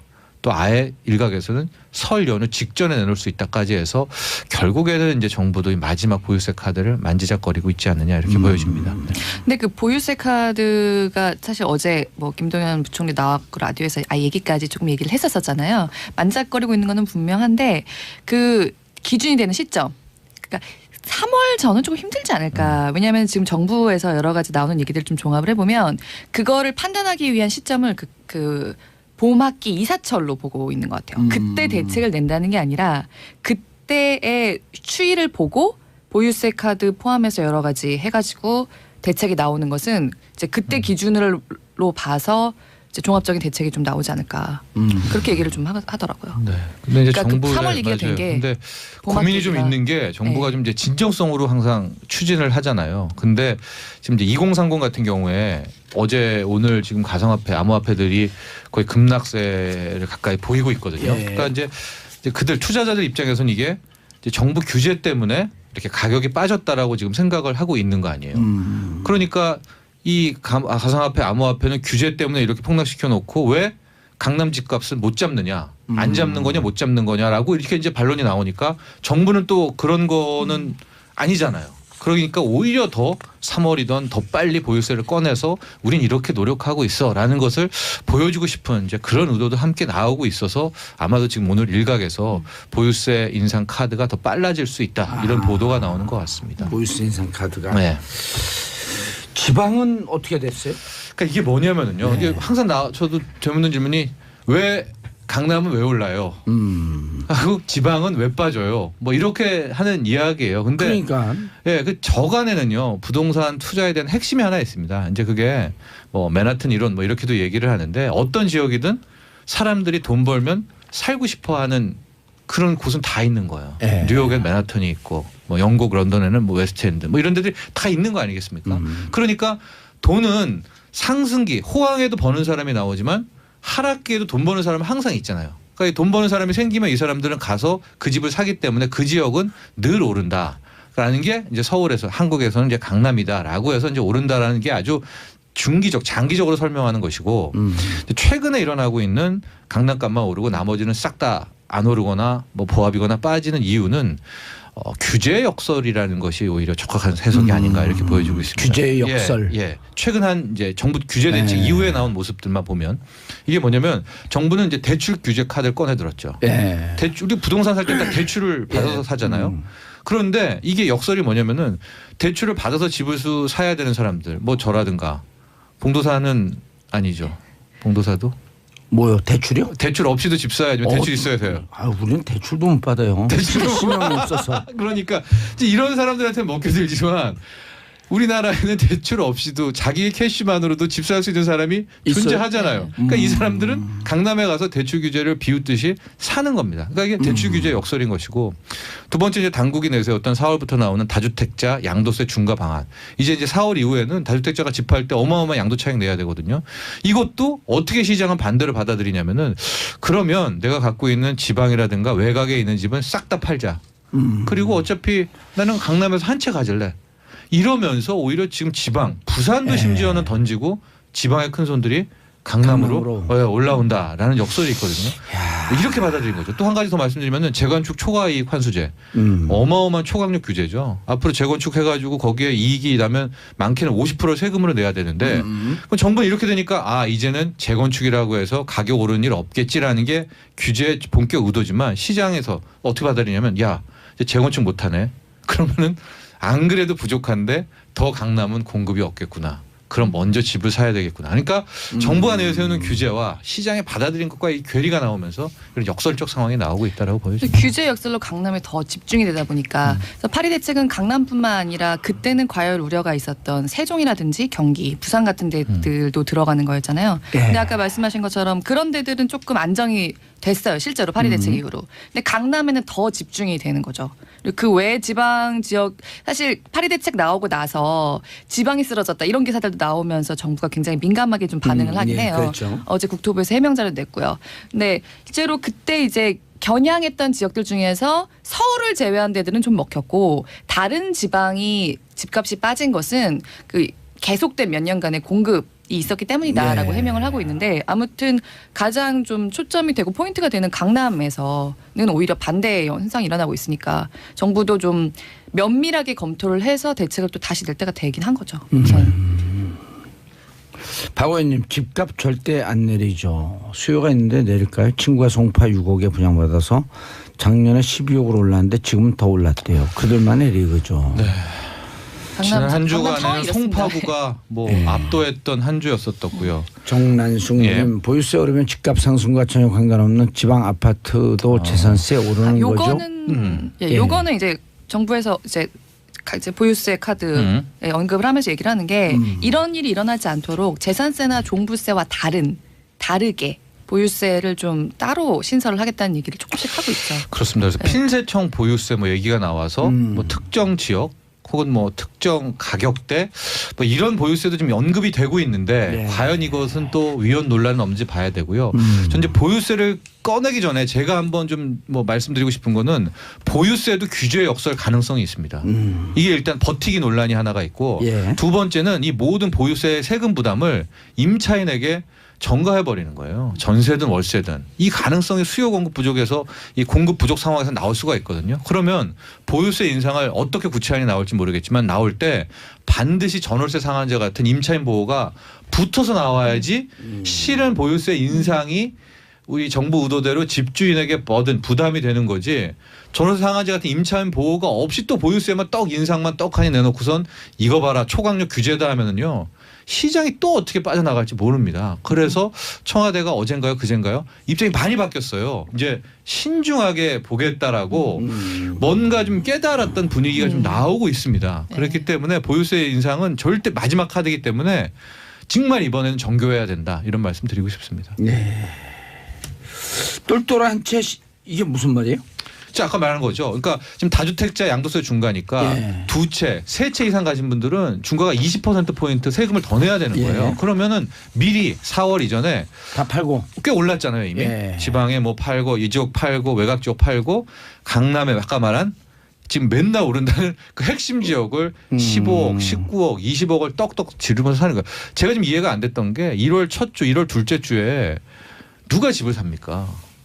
실제로 그렇거든요. 그러니까 신년 1월 첫째 둘째 주는 항상 상승률이 낮아요. 근데 올해 같은 경우가 지금 역대 최고의 그러니까 1월 첫째 주 상승률은 근데 물량도 안 나오는데 매물이. 그렇죠. 매물이 없지만 가격이 너무 높잖아요. 19억짜리를 누가 이 신년 초부터 사는데 아마도 그런 똘똘한 한 채를 갖기 위한 지방의 큰 손들이 이제 다시 또 강남에 합류하고 있지 않느냐 이제 이런 분석인 것이죠. 왕혜리님 강남만 올라요. 우리 네. 집 강북인데 10년째 그대로네요. 이해합니다. 충분히 이해합니다. 네. 저희 집도 10년째 그대로예요. 네. 태릉인데 강남 갔으면 그게 한 서너 배 올랐을 거거든요. 서너 배요? 예. 뭐 그럴 수도 있겠죠. 예. 지역에 따라서는 더 오를 수도 있고. 집은 네. 너무 좋은 집인데 그대로예요 그냥. 그래서 이제 뭐 집은 뭐 집 갖고 돈 버는 그런 시대도 아니고 하는데 강남에 있는 사람도 또 계속 오른대. 네. 그래서 제 또래들 사이에서 한 얘기가 벌어서 강남으로 들어갈 수 있는 세상은 이제 끝났다. 그러니까 뭐 이런 얘기는 진작하기도 나오기도 했었지만은 이젠 정말 멸종. 그러니까 부모와 연결되지 않으면 멸종이다라고 하는 그런 얘기들을 많이 해요. 자조적으로 네. 친구들도. 네. 저는 여기서 이제 지방 집값 하락. 방금 또 우리 봉도사처럼 강남 외 지역에 예. 느끼는 비강남 지역. 예. 지금 버티고는 있는데 지방은 일단 꺾였습니다. 만에 하나 강남만 남아두고 나머지들이 다 꺾이거나 이렇게 할 경우에는 그때 당시에 정부는 어떻게 할 건가? 어떤 대책을. 그러면 강남만 대출 규제를 두고 강남 외에는 대출이 풀어줘?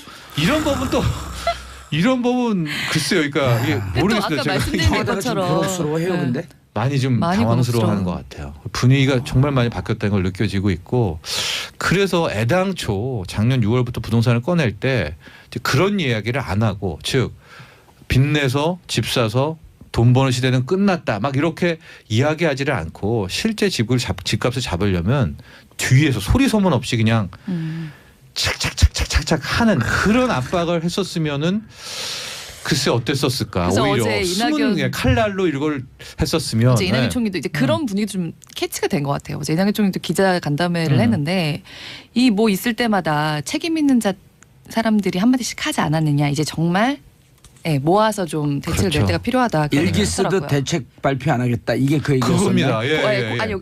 이건 어제고 비슷하죠. 그거는 예. 청와대에서 그저께 청와대에서. 비슷한 얘기를 했습니다. 네. 예. 정부 분위기가 어떻습니까? 방금 말한 겁니다. 일기 쓸 때 대책 안 넣겠다는 그게 게 무슨 얘기야? 날마다 하지 않고 모아서 한다? 예, 모아서 할 뿐만이 아니라 이제는 좀 속으로 좀 담아두는 거죠. 예. 왜냐하면 계속 선전포고하고 찌른다 집값 떨어지니까 나머지들은 뭐 사지 마세요 이렇게 했는데 오르면 정부를 믿었던 분들만 또 선의의 피해를 보기 때문에 정부는 앞으로 좀 소리 소문 없이 칼을 휘두르지 않을까. 그래서 어제 뭐 그게 오히려 맞는 김동연 것 같아요. 부총리도 네. 라디오에서 약간 강남 맞춤형 특정적 맞춤형이고 좀 보유세를 약간 언급은 하긴 했지만 이런 거를 더 이상 이렇게 개별적으로 한마디씩 하지 않고 모아서 특정 시점 이후까지의 그렇죠. 추이를 네. 본 후에 맞춤 대책을 좀 제대로 내놔서 잡아보겠다라고 하는 계획이 이렇게 전반적으로 선 것 같습니다. 알겠습니다. 저하다 무척 곤혹스러워하겠네. 그렇죠. 근데 진정성은 다 이해하죠. 집값을 잡아야 주거비를 떨어뜨려야 내수가 사는 거고 2030들도 새로운 또 희망이 있는 거 아니겠습니까? 예. 네. 권은희 기자님, 네. 카드 포인트 현금으로 찾아 쓰는 법? 네. 이게 뭐예요? 이거 지난주에 금융감독원에서 이제 발표를 했습니다. 네. 아직 되지는 않았는데요. 그동안 카드 포인트들이 쌓이기만 하고 찾았을 때는 좀 불편하게 돼 있다는 소비자들 불만이 꾸준히 있어서 좀 지속적으로 좀 대책을 내놨었어요. 근데 이번에 나온 건 뭐냐면 그 카드 포인트라는 거는 채권이잖아요. 일종의 카드사에게 있어서. 그래서 다른 것들과 마찬가지로 5년 그 소멸시효가 있어요.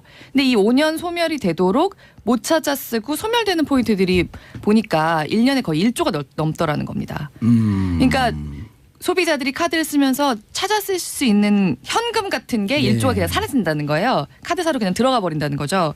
왜 못 찾아 쓰냐를 봤더니 10,000원 이하로 남고 카드를 해지할 때 있잖아요. 예. 이런 경우에 찾아 쓰기 굉장히 곤란한 경우들이 있었어요. 뭐 예를 들면 제가 이제 포인트몰을 가서 카드를 해지하기 전에 마지막으로 한번 써보겠다고 간다. 그러면은 보통 왜 온라인몰에서 10,000원짜리 이하 사게 될 때 별로 많지 않잖아요. 그렇죠. 근데 20,000원짜리를 사고 싶은데 8,000원밖에 안 남아 있으면 내가 해지하려는 카드로 12,000원을 또 지불해야 돼요. 그러면 해지 시한이 한 달이 더 늘어나죠. 아하. 지금 해지를 못하니까 아예 뭐 8,000원인데 이러고 그냥 해지를 해버리는 거예요. 이런 식으로 없어지거나 카드 포인트가 소멸될 시한이 지난 거를 몰라서 없어지는 돈들이 1년에 1조 원이 넘었습니다. 해마다 그래요. 어떻게 찾아 쓸 그래서 앞으로는 그냥 현금화를 굉장히 쉽게 정말 현금이 되도록 쉽게 하겠다는 건데 원래 은행계 카드사들은 이게 됐었어요. 뭐 신한, 우리국민 이런 것도 예. 됐었는데 전업 카드사들 있죠. 삼성 같은 곳들. 예. 삼성, 현대, 네. 그런 것들이 안 됐었는데 앞으로는 LG도 전업카드 아닌가요? 은행계랑 같이 하는 카드는 LG요? LG요? LG 카드 그게 언제적 얘기입니까? 신한 카드잖아. 네, 이미 어제 회사 저 순간 당황했어요. 회사 없어진 지. 새 카드사 생겼나? 나도 얘기해놓고 이게 있나? 농협시티 뭐 이런 데들은 또 예. 근데 뭐 그래서 그 카드 앱으로요. 예. 기존에 남아 있는 포인트는 얼마가 됐든지 간에 카드값이 나가던 통장으로 옮길 수 있도록 해서 ATM으로 다른 남아있는 돈들과 뽑아서 합쳐서 그냥 뺄 수 있도록 원래 요거는 은행계 카드사는 지금도 됩니다. 예. 뭐 하나라든지 예. 국민, 신한 이런 데들은 됐었는데 안 되던 곳들까지 다 그렇게 할 수 있도록 바꾸기로 했다는 예. 거고요. 그리고 또 하나가 요새는 워낙 직구도 많이 하시고 예. 그리고 해외여행도 많이 가시잖아요. 그렇죠. 그러면 외국에 나가서 쓰면 나중에 왔을 때 쓰신 돈 외에 돈이 많이 붙어 있는 거 보실 거예요. 그게 일단 비자나 마스터 같은 기존 카드들에서 비자나 마스터 같은 국제결제사에서 1%를 가져가요. 거기에다가 우리나라 카드사들이 수수료를 또 더 붙이는 게 있었습니다. 그러니까 비자 마스터에 나가는 수수료에 국내 카드사 수수료도 붙는 거죠. 요거는 국내 카드사 수수료는 붙지 않게 하기로 또 바꾸기로 했습니다. 네. 근데 사실 비자나 마스터 말고 예. 예, BC 카드 쓰시면 예, 이 국제결제 수수료 안 낼 수 있긴 합니다. 네. 아니 그러니까 기존에 썼던 수수료도 좀 줄면은 어쨌든 우리 일반 소비자들한테 혜택이 돌아오는 거네. 그렇죠. 그러니까 외국에 나가서 앞으로 쓰시게 되는 돈 나중에 명세서 온 거 보시면은 전보다 수수료가 좀 덜 나가게 된다고 할 수 있겠죠. 네. 자 그러면은 또 다른 거는요. 네. 그런 게 그래서 제가 사실 이걸 좀 말씀드리고 싶은데 그러면 나한테 얼마 포인트가 있는지 그게 일단 제일 확인을 중요해요. 하셔야 될 거 아니에요. 그거 확인 잘 안 돼. 네. 지금 인터넷 검색창에 카드 포인트 통합 조회라고 해보시면 카드 포인트 통합 조회. 30초 안에 확인하실 수 있어요. 가입하실 필요도 없고요. 이게 카드포인트.or.kr이라고 여신협회에서 운영하는 사이트입니다. 네, 가서 그냥 내 이름, 주민등록번호 치면 근데 문제는 그래서 내 주민번호를 알고 있는 가족이 내 카드 포인트를 알 수 있을 정도로 다른 쉽게. 뭐 휴대폰 인증 같은 것도 필요 없이 들어가면 바로 볼 수 있어요. 저 이거 들어가 봤더니 저는 딱 2만 원 있더라고요. 지금 안 쓰는 카드 포인트에 딱 2만 원 어치가 8,000원짜리 하나, 12,000원짜리 하나가 있어서 근데 보니까 이게 올 3월 소멸 예정인 거예요. 근데 제가 아까 말씀드린 그 카드 포인트를 현금으로 굉장히 쉽게 바꿀 수 있는 그 전환이 지금 시스템 구축 중이거든요. 이게 빨라야 4월이에요. 그럼 3월에 다 날아가네? 네, 그래서 저는 이걸 합쳐가지고 합쳐서 쓸 수 있는 몰에서 쓰려고요. 방금 말씀드린 여신금융협회 카드 포인트 조회는 말 그대로 조회. 협회에서 운영하는 것은 예. 조회만 돼요. 근데 요새 굉장히 상업적인 앱들 예. 뭐 카드사라든지 그러니까 통신사라든지 아니면 뭐 인터넷 같은 데서 이렇게 조회해서 찾은 카드 포인트들을 합쳐서 쓸 수 있는 몰 같은 거 많이 운영을 합니다. 핸드폰에 왜 기본적으로 다운받을 수 있는 앱 중에도 그런 거 좀 있어요. 뭐 땡립이라든지 모렛이라든지 뭐 펫땡코라든지 이런 많이들 쓰시는 앱에서 이렇게 조회한 카드 포인트들을 합쳐서 다른 걸로 전환해서도 많이 쓰실 수 있거든요. 예. 그러니까 오늘 한번 조회해서 일단 카드 찾아보시면 좋을 것 같아요. 포인트 통합 조회. 네. 이걸 검색하면 돼. 카드 네네. 포인트 통합 조회. 그러니까 3월이나 4월까지 소멸되는 포인트들이 있으신 분들은 그 현금화 혜택 못 누리실 수도 있으니까 그 전에 찾아 쓰시면 좋을 것 같아요. 네. 코스닥 16년 만에 900선 돌파. 지금은 다시 빠졌더라고요. 어제 오, 900선을 어제. 돌파를 했었는데 예. 우리가 900이라는 지수대를 본 게 월드컵 있었던 2002년 3월 때였으니까 16년 만에 다시 온 거예요. 이게 가상화폐가 빠져나가고 그쪽으로 간 거예요? 아니죠. 그러면 지금 다른 라운드가 오히려 개인 돈은 여기서 빠져나가서 가상화폐로 간 예. 것이고 그리고 코스닥은 지금 갑자기 왜 이러냐. 실은 작년 하반기부터 코스닥이 많이 올랐는데 예. 요번 한 달 동안에 한 17%가 올랐습니다. 그럼 왜 순간적으로 한 달에 시장에 17%가 올랐는가? 바로 정부가 내놓은 코스닥 활성화 대책의 구체안이 이제 나오게 된 거죠. 그래서 그 힘에 힘입어서 올랐다라고 볼 수가 있는데 그 내용이 되게 많습니다. 뭐 상장 요건을 완화한다라든가 코스닥에 투자하면 연기금들 평점, 평가 점수 높여준다는 게 있는데 핵심 중에 하나가 KRX 300이라는 게 있어요. 예. 이게 이제 벤치마크, 그러니까 평가 기준을 하나를 새롭게 마련을 해서 연기금이라든가 기금은 이걸로 평가한다라는 건데요. 이게 약간은 어렵습니다. 이게 뭐냐면은 현재 우리 국민연금이 주식 운용을 하잖아요. 예. 평가를 뭘로 받느냐? 코스피 200. 그러니까 쉽게 말해서 코스피보다 잘했냐 못했냐를 해서 코스피보다 잘했으면은 잘했다. 못했으면 너 왜 이거보다 못해라. 이제 그게 기준이거든요. 예. 근데 현재 기준에는 코스닥이 없잖아요. 그러니까 연기금 입장에서는 코스닥을 살 필요가 없죠. 그런데 이번에 새로운 지수가 2월에 오픈이 되면 그걸 보면 300개 종목 중에 코스닥이 거의 한 70개가 들어갑니다. 그러면 이거는요. 연기금이나 큰 손들 입장에서는 의무적으로 70개 중에서도 시가총액 높은 10개는 일단은 선취매를 어마어마하게 해놔야 돼요. 그래서 국내 기관이랑 외국인들이 여기에 뛰어들어가지고 지금 코스닥을 높여놨는데 일단 돈이 돈다 이런 거죠. 일단 사놓고 보는 거죠. 사놓고. 네, 사놓고 보는데 여기서 문제는 또 뭐냐면은 시총 상위 중에서 대형 바이오만 지금 드립다 또 샀어요. 디립다는 뭐예요? 왕창. 왕창을 산 거예요. 그래서 뭐 셀로 시작되는 예. 대형 바이오주의 뭐 3인방 아니, 같은 바이오가 경우가 완전 지금 그 고공행진이라 그러더라고요. 한 달 새 뭐 90% 상승률. 그러니까 암호화폐가 버블이다 투기다 하는데 또 이 한 달 새 모양을 보고 있으면 이 조용히. 바이오주도 또 예, 비슷한 속성이니까 이렇게 돼서 일단은 여기까지 올라왔는데 제가 뭐 드리고 싶은 말씀은 코스닥 활성화 대책은 좋으나 과연 이게 이제 앞으로 3월, 4월까지도 그 힘을 유지할 수가 있을까? 그러니까 국민들이 나의 국민연금을 가지고 코스닥 종목을 산다는 것을 용인할 수 있을까라든가. 예. 지금 외국인들이 좀 사지만 예. 기사님 이거 한번 봐주세요. 이거 일단 보시고요. 네. 외국인이 또 빠져나가면 어떨까라는 겁니다. 네. 김덕희님, 정봉준 정치쇼 대단해요. 카드 포인트 통합 조회 사이트 접속한대요. 청취자들 접속이 폭발력인가 봐요. 그래도 한번 해보세요. 카드 포인트 통합 조회. 네. 두 분 인사하시고요. 끝났어요. 감사합니다. 예. 저는 내일 10시 5분에 다시 돌아옵니다. 카드 포인트 통합 조회 다시 한번 검색해 보시고요.